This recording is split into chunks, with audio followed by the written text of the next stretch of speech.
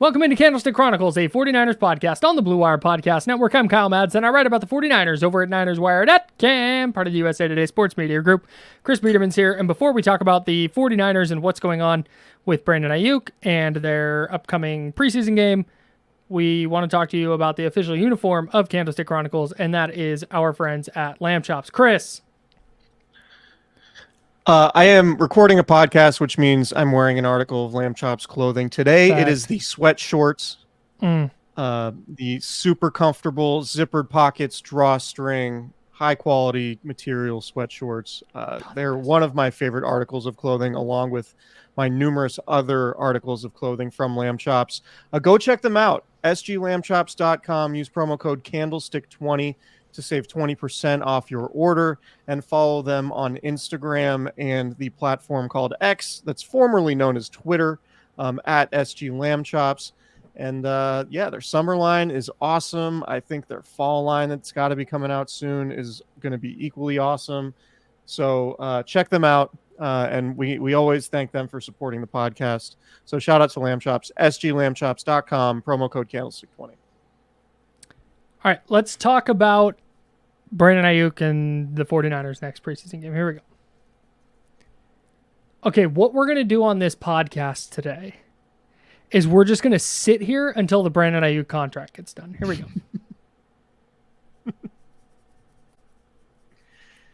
Is there a rain dance? Is there a rain dance we can do? Is there like a contract or like an NFL breaking news dance we can do? I'm going to try it. Just nailed it. That's a good reason. If you're listening to this podcast on a typical podcast feed, what Kyle just did, I'm not going to describe. I'm just going to tell you to go to our YouTube channel. Go to our YouTube channel and check it out for to get the video proof of Kyle Madson's dance moves. Hell yeah! I'll be honest. Dancing machine. I want nothing more than the Brandon Aiyuk contract news to just break while we're recording this right now. It is Wednesday afternoon. It's 4:50 in the PM, and we're still just waiting for something to happen. All the reporting over the last few days has been so redundant, and it's been hilarious. So funny to me. It's been so funny to me to see it framed as like, well, we have a brand new update, and then people will say the same thing they've been saying for the past few weeks. It's like, yeah, it's here's what I'm hearing on the Brandon Aiyuk situation, and it's just exactly what the report before was. Yeah, they still have a trade in place with the Steelers. But the Niners don't really want to do it. They'd rather sign him. It's just it's an exhausting thing, man. It's so bizarre, dude. Go ahead. I've never seen usually it's, hey, these teams are in trade talks, or hey, this team and this player are close on a contract. Not both things happening at the same time continuously for 3 weeks. Right. And but all of it circles back to exactly the same thing, where there's a lot of words to say the same thing that's been being said for the last 3 weeks. I have 2 tweets. After you talk, I want to read these 2 tweets, but go on. Okay. So I think what's happening here is both sides making sort of mistakes and making this more difficult than it needed to be or than it 1,000%. should be. I think the 49ers erred in coming in with such a low offer to Brandon Aiyuk earlier in the spring without understanding that the wide receiver market was going to blow up and guys were going to get paid $28 million, $30, $35 million a year. They needed to know, with all these receivers in the market for a new deal, that the number was going to keep going up, and they should have just started Brandon Aiyuk at a higher number so this could have gotten done sooner. And Brandon Aiyuk, it sounds like, is having a hard time making up his mind. Right? He demands a trade, or I guess, I don't know if he demanded it. He requested a trade. If he demanded a trade, I think maybe he would have been traded by now, because it sounds like, him requesting a trade didn't take the 49ers off his list of destinations, right? But he requests a trade, and the Niners are like, all right, we got a trade lined up. How's New England? They'll pay you $32 million a year. He's like, nah, I don't think so. Niners like, all right, how about Cleveland? They'll pay you what, a number closer to what you're looking for. He's like, nah, I don't think so. Washington just bails out. Washington's like, nope, we're not. And Adam Peters knows Brandon Aiyuk super well after his time with the Niners front office, right? And he's just like, nah, not engaging here. And then it's the Steelers, and the Niners have reportedly had a deal done, or not done, but had a deal figured out with the Steelers, but would still rather sign Brandon Aiyuk than trade him to the Steelers. And it sounds like they upped their offer, and we're still just kind of in this holding pattern. But everything, reading the tea leaves on the internet, sounds like it's close to happening. And it sounds like he's closer to re-signing with the Niners or signing an extension with the Niners, I should say, than he's been before. And now we're just in a holding pattern. It feels like it could come at any second. And man, I would really love if it just happened while we were recording. It'd be so nice. Here, I had to do some digging, but I found these two tweets just to go back to the whole people reporting the same thing stuff. Ian Rappaport, 10:33 a.m. on Tuesday, August 13th. Update on Brandon Aiyuk. The Steelers and 49ers have a deal in place on a potential trade, and Pittsburgh is in a good place on an Aiyuk contract, sources say. If San Francisco gives the final sign-off, it's done. San Francisco has an offer out to Aiyuk on a long-term deal for him to stay. He hasn't accepted.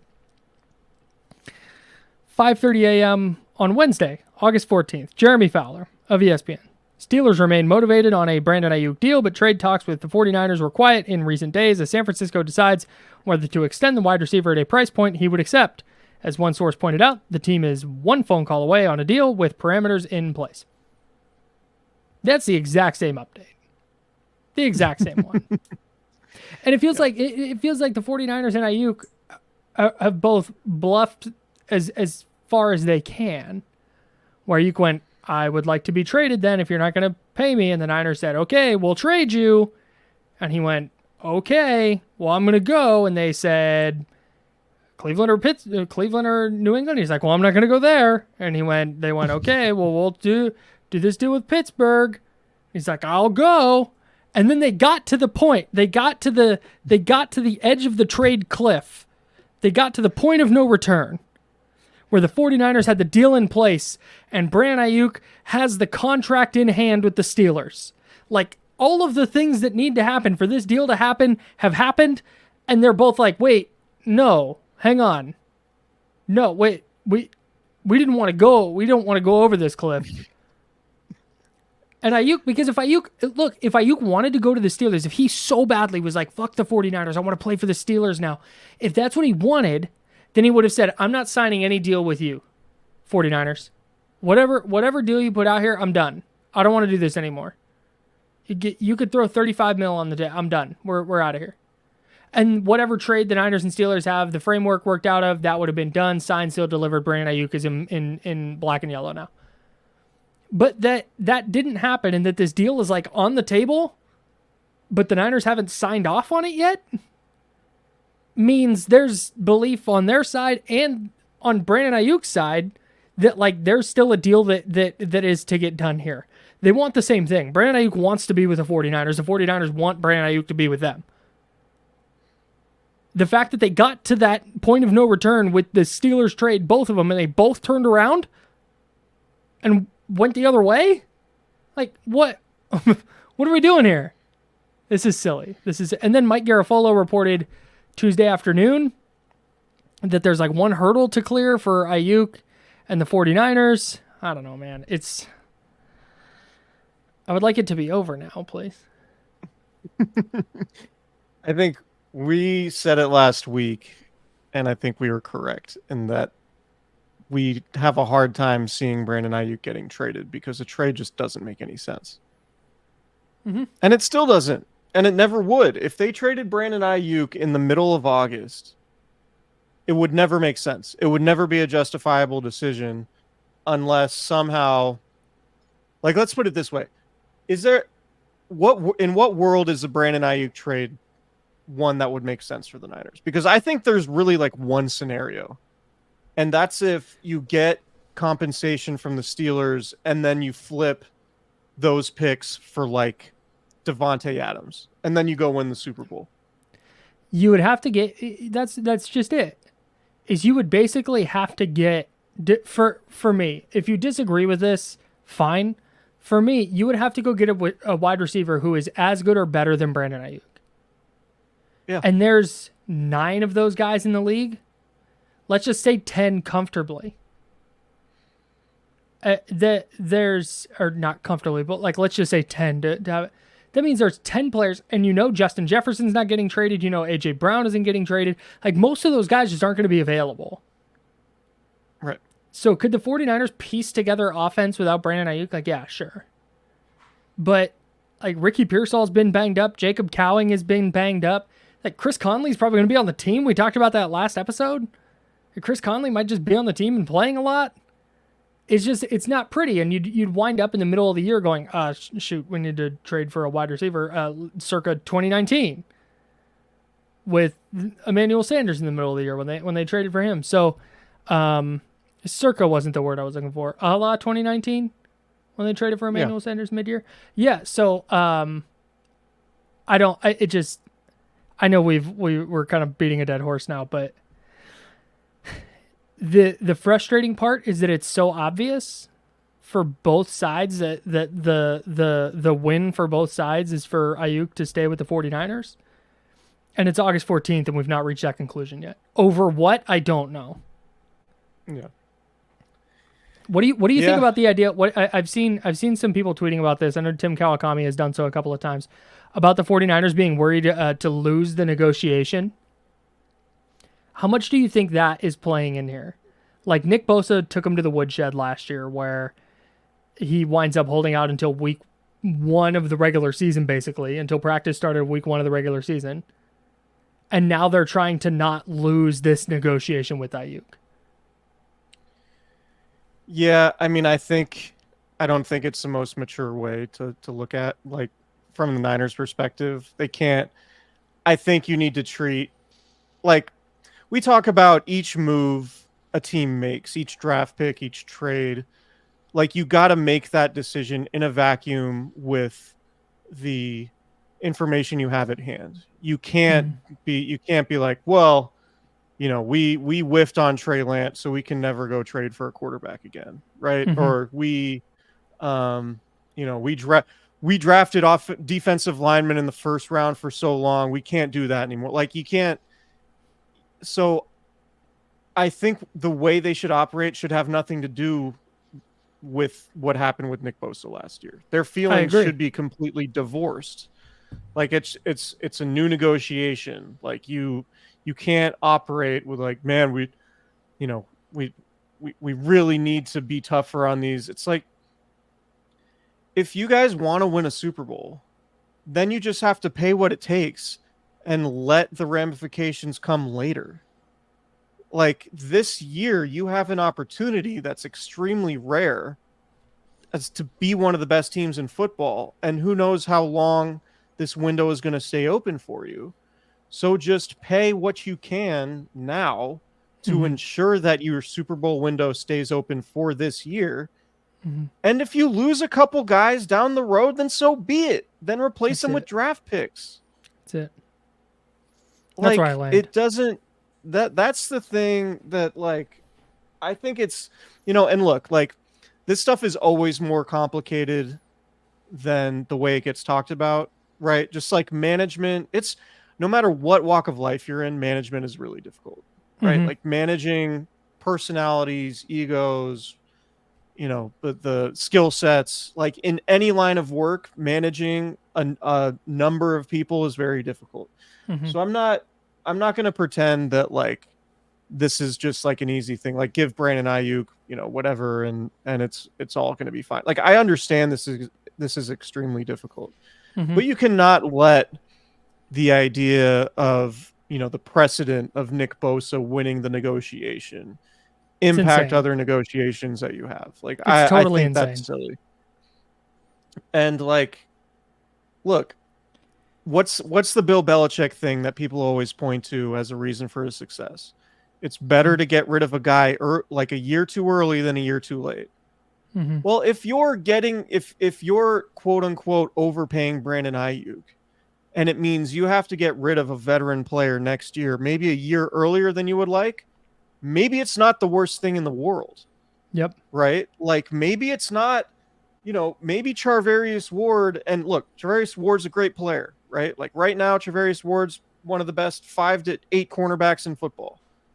Mm-hmm. But do we know he's going to be that in 2 years? Right? So like say you pay Brandon Aiyuk and it's like, man, we just can't pay Charvarius Ward what we'd like to. It's like, all right, you lose him, you get a comp pick, and that's how the NFL works. You just that's how it works. So like I don't understand the idea of like being so stringent with what you're going to pay Brandon Aiyuk with a look towards the future when it's like, man, just pay him now, throw all your eggs in the Super Bowl basket this year, and then deal with the repercussions later. Like that's what you have to do in this instance. Like I don't you can't.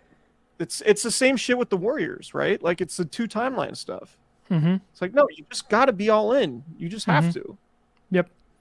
And I understand the idea of wanting to be sustainable and wanting to keep as much financial flexibility as you can into the future and all that. But that was the goal of DeForest Buckner being traded, right? Because you were going to get Javon Kinlaw on a rookie contract. And if he's even 70% of what DeForest Buckner was, he's making X% of what he was making. So it's a great deal. And now they're having to pay out the ass for Javon Hargrave to try and replace that position they haven't been able to replace. And the luckily defensive tackle is not such a vital position that they've not been able to mix and match and put together a good enough defense and make deep playoff runs. But I think receiver is that important, especially when you look at the type of wide receiver Deebo Samuel is, where he's not a 3-level threat every route in his bag. That's not his style of receiving, and that's not a bad thing. That's just not the type of player he is. Ricky Pearsall is a massive question mark. He was out of practice again on Wednesday. He has not been consistently on the field for them at all since he was drafted. Jacob Cowing, the 4th-round pick, has not been on the field consistently at all. Jawan Jennings has been fine as a third receiver. Has been really good as a third receiver. But are you 100% super comfortable with Jawan Jennings as wide receiver 2? Or pick another receiver who's on the depth chart right now as wide receiver 2 this year and then into next? And your franchise quarterback, you're just going to be cool with that as George Kittle turns 32 and as Deebo Samuel gets closer to 30 and as Christian McCaffrey gets closer to 30, and you're just going to let this 26-year-old all-pro wide receiver go for the sake of keeping cornerbacks, which you have never, ever once prioritized? That doesn't make that feels like such, I don't want to say backwards thinking, but that just feels like, yeah. Thank you. It's thank you, professional writer. It's just, it doesn't make sense to me it just doesn't. And I know we've talked about this a million times, but I say all that to say that I don't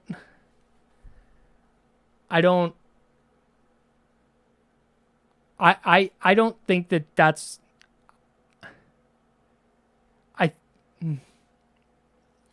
I think it's counterintuitive to stability to letting Brandon Aiyuk walk. Counterintuitive was the word I was looking for there. So I just can't wrap my head around it. I think the point you made about DeForest Buckner and Javon Hargrave was a really good one. Because say you trade Brandon Aiyuk, and again, we don't think the Niners are going to. Hopefully they are at the negotiating table and about to break news while we're recording this. Hopefully, like the text is going out to Rap Sheet right now. If they don't sign Brandon Aiyuk long term and say, do you want to pay, say Deebo Samuel has a huge year this year and Deebo Samuel wants a new contract next offseason, which is very much in play. You're looking at paying Deebo Samuel $35 million a year. Yep. Or if it's not Deebo Samuel and you need to have a new number 1 receiver to help Brock Purdy, the market for receivers in 2 years might be $40 million. Yep. So even though you might have to bite the bullet and pay Brandon Aiyuk a couple more million a year than you'd feel comfortable doing right now, in 2 or 3 years, it's going to look a hell of a lot better than it does right now. Yep. Because there might be some top 5 receiver that we don't know about who's a free agent and is going to get $40 million. Yep. And then you're just kind of screwed. So it, like, to me, I just get it done, man. Just this whole thing has been a lot, and just tiring. Just tired of it. I'm ready to go. Ready for some actual football. I got a lot of pushback to something I said on the internet, where I talked about sustainability doesn't mean anything if you're not winning. Like, great, they've built this super sustainable model, but they have nothing to show for it. And it was half a thought, and people rightly pointed out the kind of how that's illogical or wrong. And I get it. Like, if you could guarantee every year, yeah, you're going to go at least to the NFC title game, great. And that's why I have a hard time. I do have a hard time really criticizing the 49ers, because it's kind of hard to argue with their track record over the last 6 years. They're going to NFC title games and to Super Bowls, and they've been a couple of plays away from going to more Super Bowls and to winning Super Bowls. Like, the losses in the playoffs have not been, I think, a team building problem necessarily. I think it's just right. they've lost the games. So I do think, though, that this is where the frustration for me comes from not what is going on, but how counterintuitive it is to the way they've built their team to this point. And they've been able to keep their guys and they've been able to pay their guys, but it's like, so the 26-year-old all-pro wide receiver is the guy you're now deciding to not pay? Like, that's what doesn't make sense to me. And You brought this up just a second ago. You're realistically, in a Brandon Aiyuk trade, there are very, very, very few ways that they get better in 2024. And then in 2025 and beyond, that position is now a huge question mark. Where now all of a sudden, maybe you are losing playoff games because you don't have enough at receiver. And maybe now you are losing playoff games because of your roster building.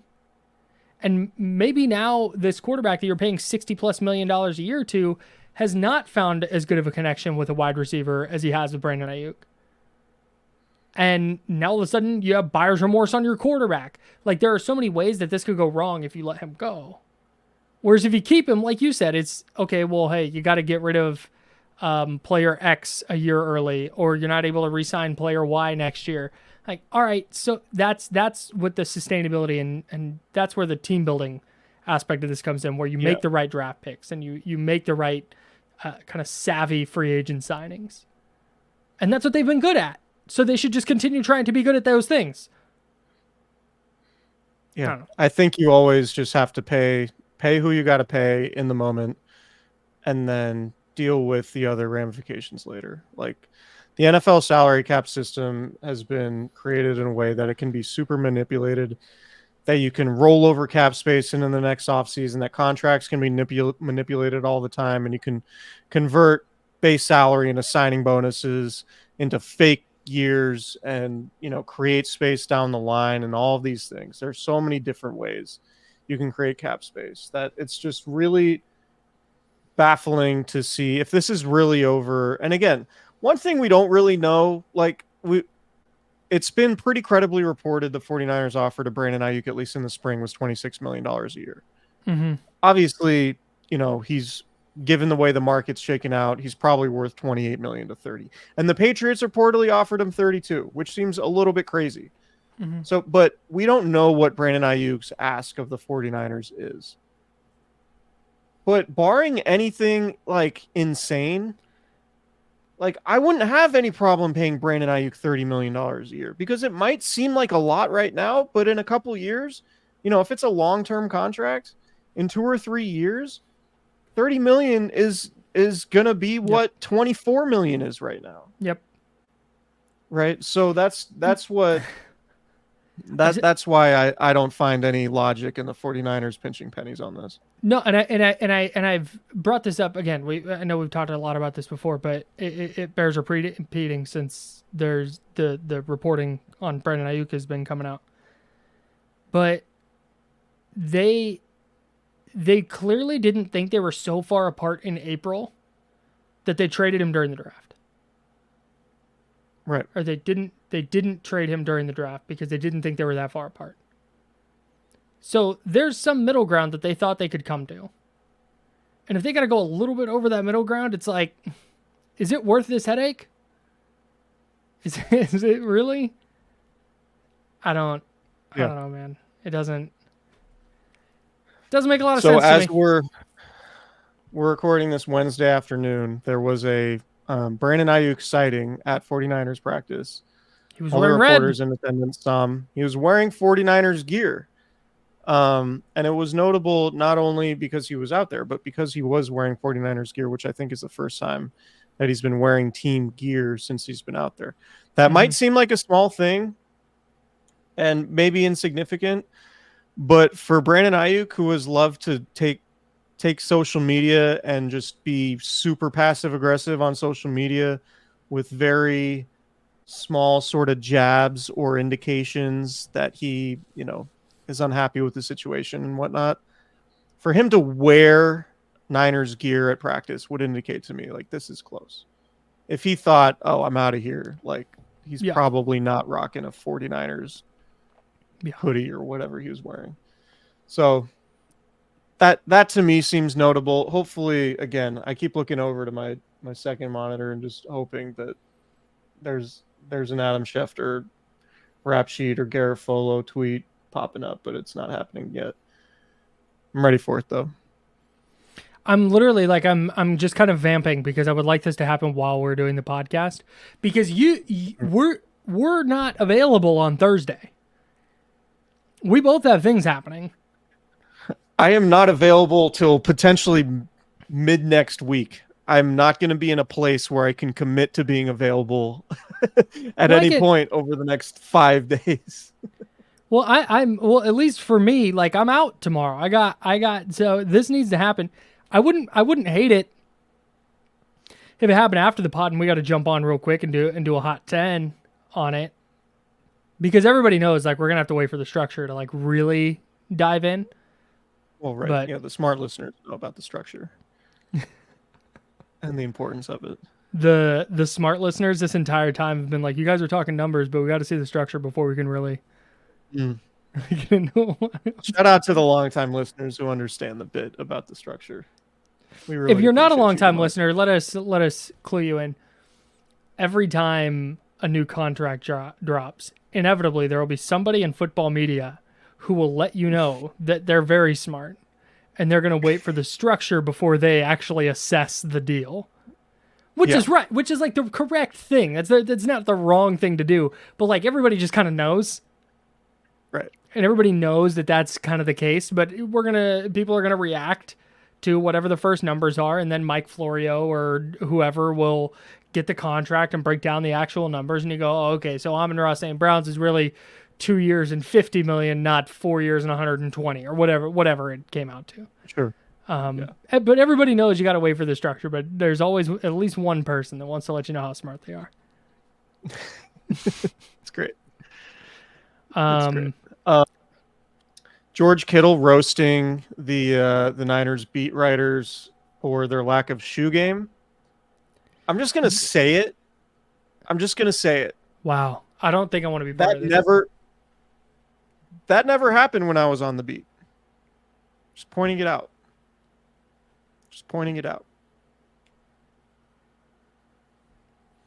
I thought George saying to Grant Cohn, you wear Vans every day, and it sounded like, you can't hear the audio, but it sounded like his retort was their New Balance. Tough. That's a tough. I wear New Balance. I'm a big New Balance guy. Shout out to New Balance. Huge fan. But if somebody ever was roasting my shoes and they went, your Vans, and I wouldn't go, actually, These are New Balance. Anyways. Yeah. Never happened. Haven't pulled out any of the old sneakers in a while, but just you pointing it out. have good shoe never game. happened. That never happened when I covered the team. Well, it's because Barrows wasn't wearing his Yeezys yesterday. Yeah, Barrows left his Gucci's at home. He saves those for playoff games. His Gucci slides.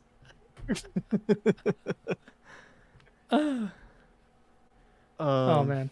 The 49ers second preseason game. Oh, go ahead. No, I was just gonna say Mayoko saves his Louboutins for the regular season. Yeah, those are his road shoes.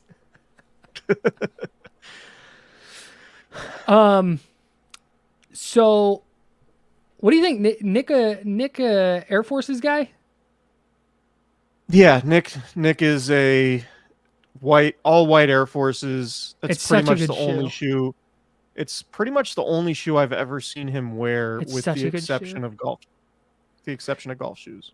I think I need to get a couple pairs. Have you seen the Book Ones? Yeah. I like the Book Ones a lot.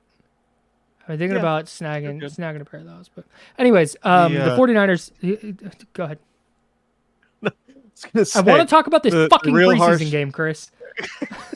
The real sharp shoe critics aren't in love with the technology story of the Book Ones, but a stylish looking shoe nonetheless.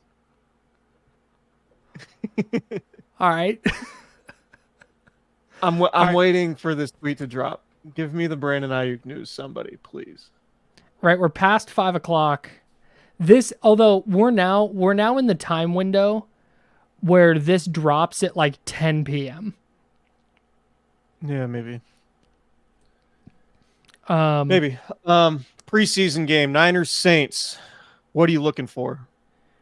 I'm looking for the starters to play a little, because that's typically the 49ers generally, when they have their joint practices, that's where Kyle Shanahan gets a look at the starters against another team, and they can evaluate there. And then once they get to the game, whoever took the most reps in practice sits out, and everybody else kind of fills the game reps. But because they didn't have the joint practices, I think you're going to see the starters play at least a series and maybe two, depending on how the first series goes. If they have what was their first drive the other night, like 11 plays. If they have an 11-play drive, I think they play one series. But if they go 3 and out, I think they see a couple. That's what I'm looking for. And then just, how does Brock Purdy look? How does Debo look? If George Kittle plays, those are kind of things I'm tapping into. Can they get Ricky Pearsall on the field this week?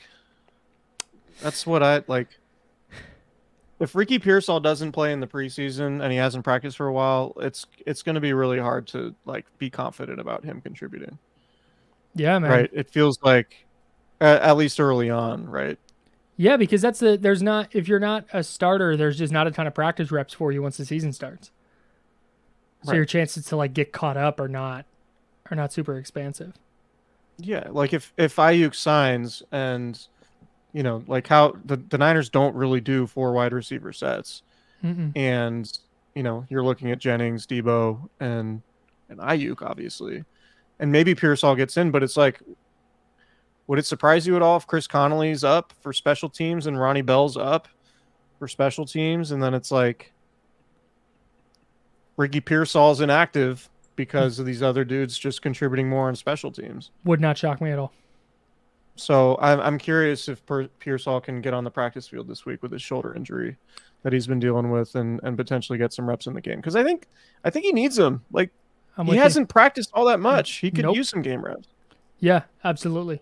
The other rookies too, Dominic Pooney, I want to see if he can back up his week 1 performance. I want to see Renardo Green, regardless of whether he's playing inside or outside, if he can put together another good game. Rocky Sin, same thing. Does he play a ton? Is he good again? That'll be interesting. And then the linebackers. I'm so fascinated by what's happening in the second level. That third linebacker spot's just really got me. We need to create a segment like what Kyle was fascinated by this week. Maybe during the regular season, we'll do fascinating development of the week, and you can gush about how you're fascinated. Like, did you see Kyle Juszczyk as the up man in punt coverage? It was fascinating to see where his first step was. It's Kyle's fascination sensation. Dun, dun, dun.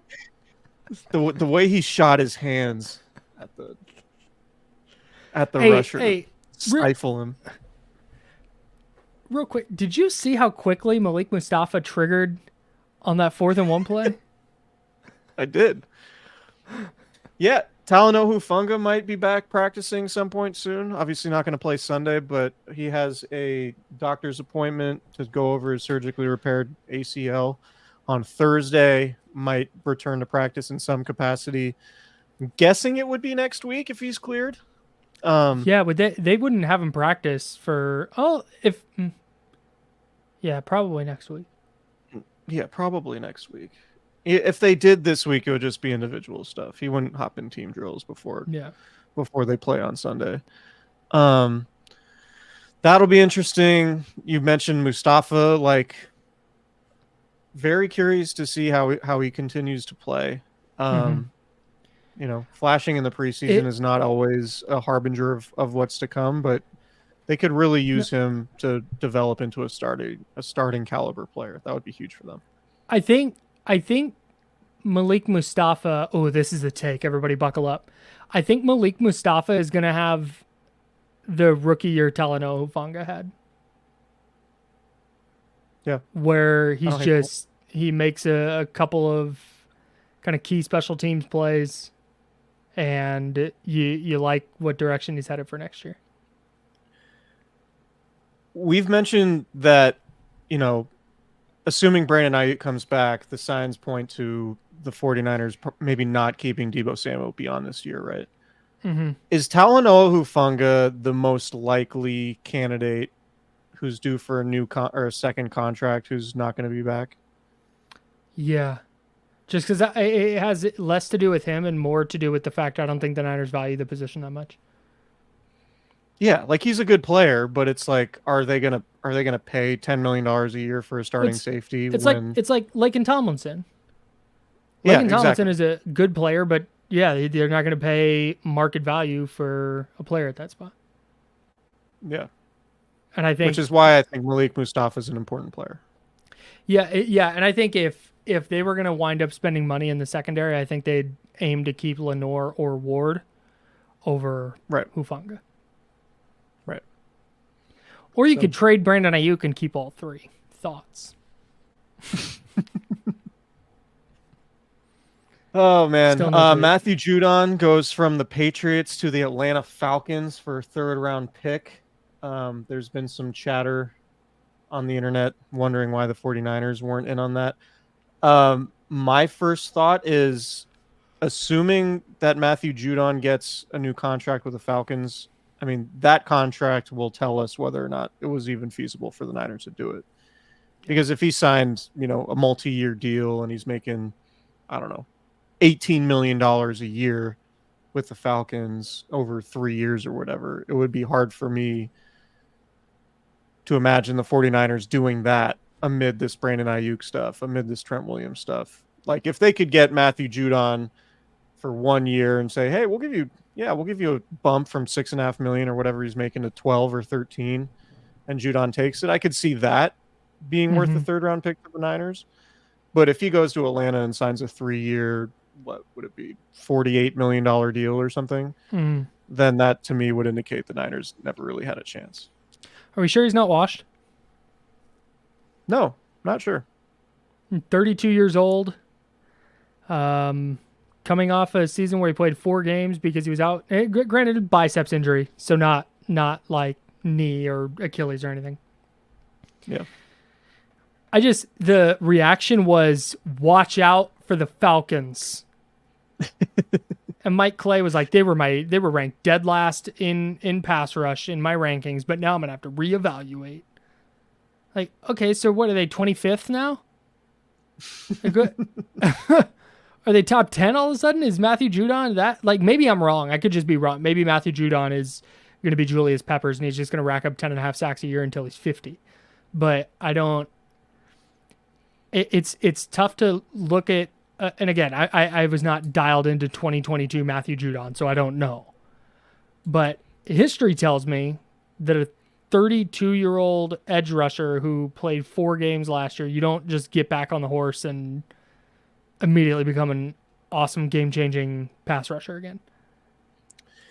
So, I mostly agree with you, but in Matthew Judon's defense, yes. He went to 4 straight Pro Bowls. Good player. He had, going back to 2019 when he made his first Pro Bowl, 9.5 sacks, 6 sacks in 2020, 12.5 in 2021, and 15.5 in 2022. Yeah, in 4, and to his credit, 4 in 4 games last year. Yeah. So, yeah. So look, like I think he's still. I think he's still. like, I think he's still fine. I think he could still be a good player, but like, are we all of a sudden deciding that the Falcons are going to be some defensive juggernaut? Right. That's my definitely a really nice pickup for the Falcons if he's healthy and if he looks like he was pre-injury. Like that's a really nice pickup. But yeah, I'm not like, oh man, let's pencil the Kirk Cousins led Falcons to the top of the NFC now. I do think on the edge rush front, I think the Niners are going to wind up making at least one trade over there again. I was looking at it last night. 2 last year. I know. That's what I was saying. At least one. It is Leonard Floyd and Nick Bosa and Yetur Gross-Matos, and then like, is Robert Beal going to be that dude?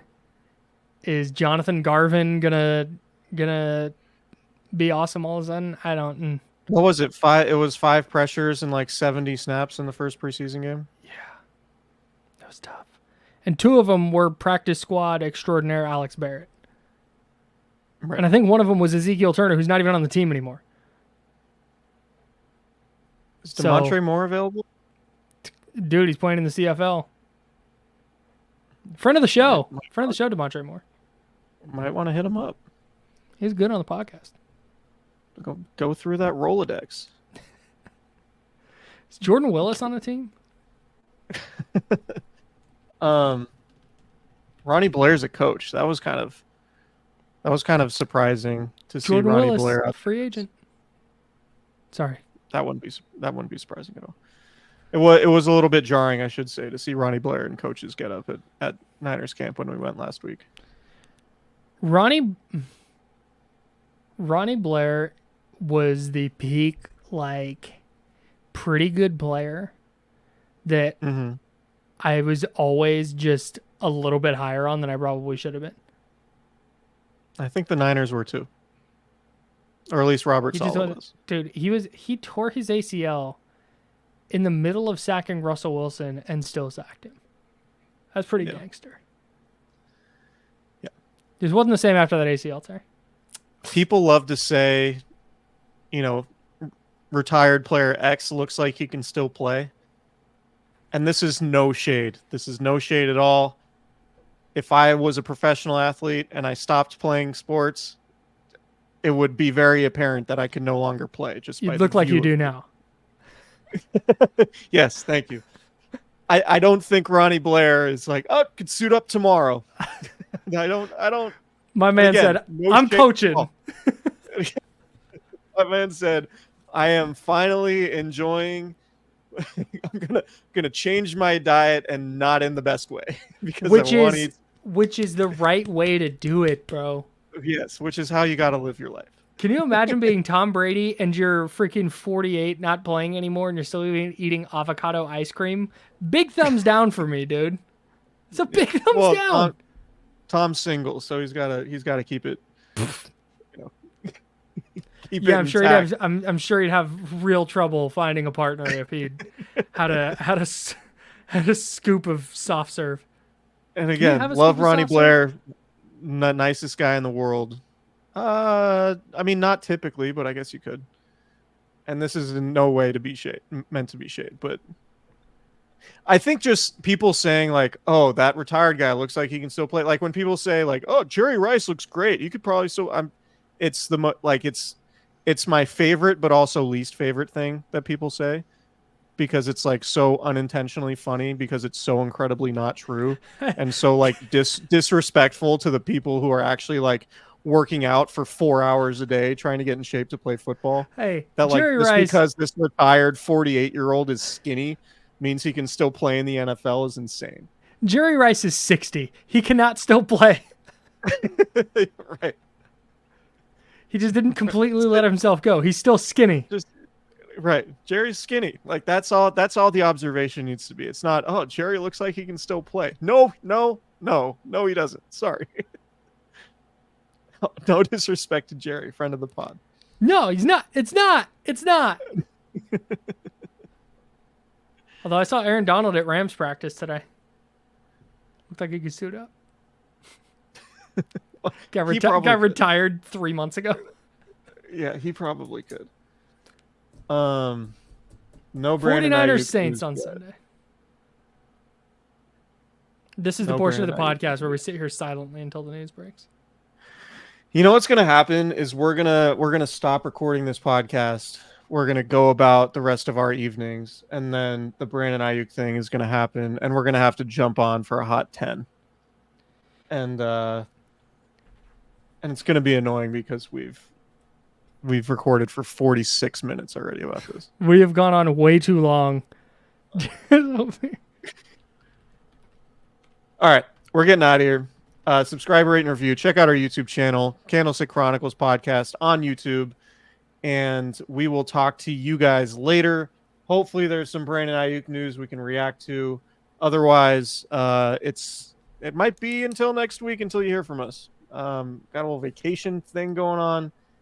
And Kyle's getting away from it a little bit before the season starts. So we need this Brandon Aiyuk thing to happen tonight so we can talk about it. Otherwise, we'll talk to you guys later.